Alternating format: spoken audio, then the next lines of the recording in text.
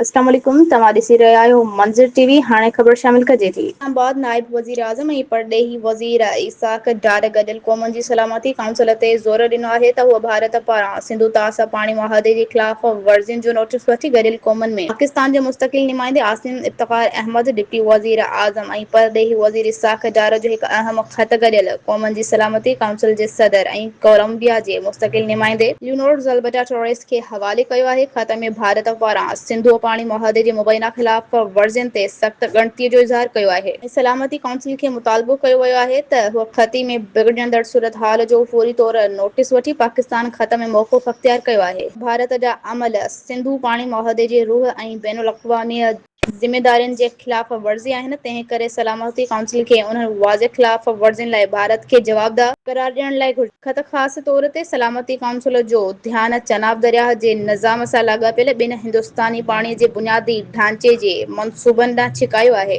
मज़ीद ख़बरनि लाइ ॾिसंदा रहो मंज़र टीवी।